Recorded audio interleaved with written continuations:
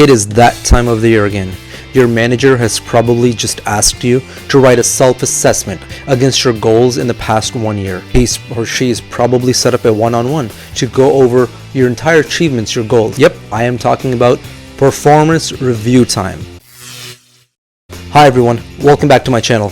If you're new here, my name is Harris Khan, and over here we like to provide practical and helpful career tips, interview tips, and in general, how to succeed in any job. So if you're a new grad or midway through your career or even experienced professional, consider subscribing to this channel because you'll always find helpful content. Over the years, as an engineer, I worked in several Fortune 500 companies, and one of the things I always found a very daunting and scary experience, especially in the beginning, was this performance review process, which almost every major corporation and company goes with their employees.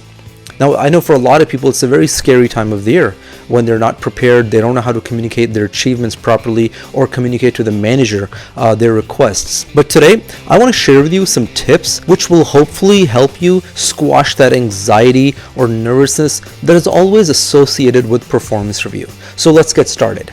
Tip number 1, don't wait till the end of the year to ask for feedback. Now, it's totally understandable that it's not natural for any employee to go to their manager and ask to be judged. It's just not a natural process. What we have to understand is a major reason why end of the year performance reviews are so daunting for so many people is this element of ambiguity.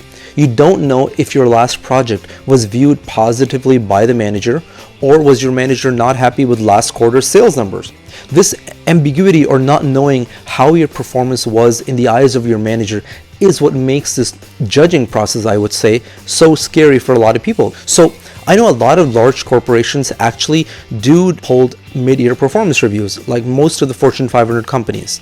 But if you work in a smaller or a mid-sized company that does not hold mid-year performance reviews, make sure you take the time out and talk to your manager.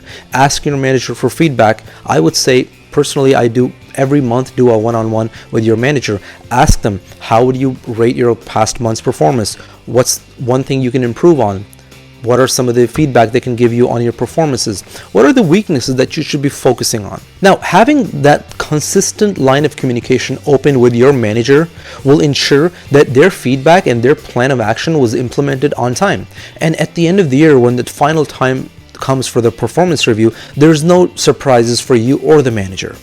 Now, I promise, if you held regular one-on-ones or regular performance reviews, whether it was company mandated or yourself, your end of the year performance review process will go much smooth and much more relaxing for you.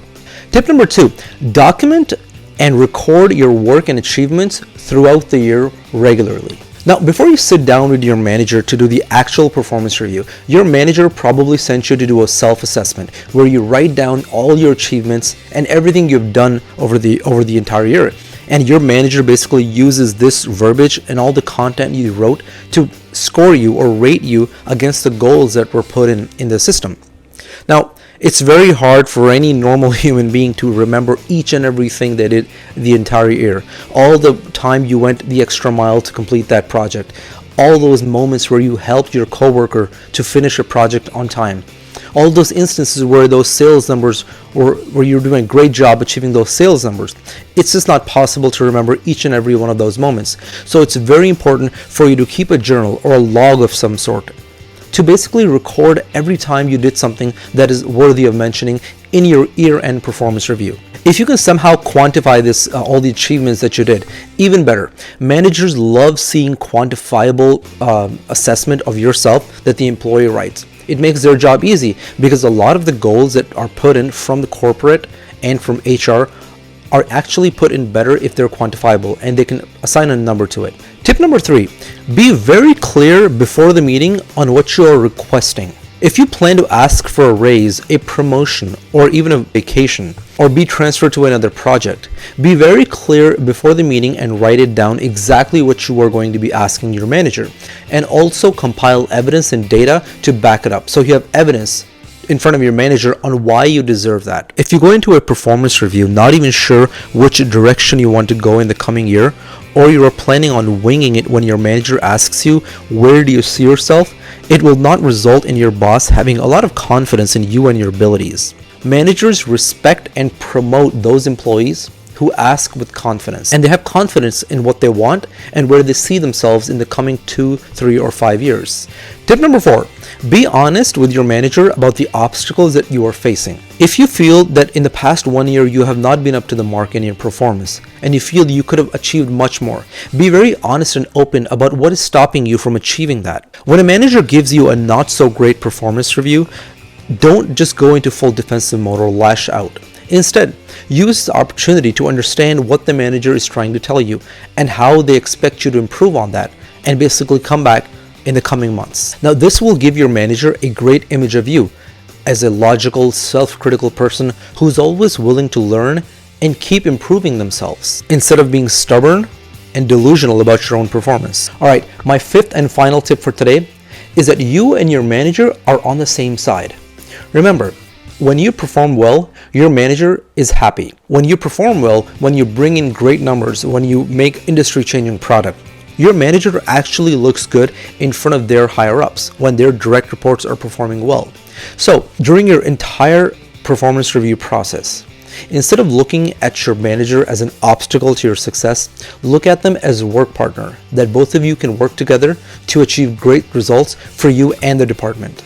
So these were the top 5 tips that have helped me personally and a lot of people I know ace their performance review processes.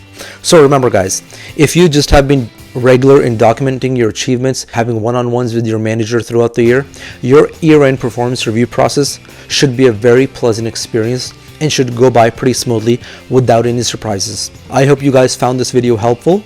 As again, let me know in the comments below if some of these tips helped you, or if there's anything else that you personally use in your career to help you in your performance review processes. Also, let me know in the comments below if you like another video on how to write proper self-assessment when the time of performance review comes. As always, thank you for watching.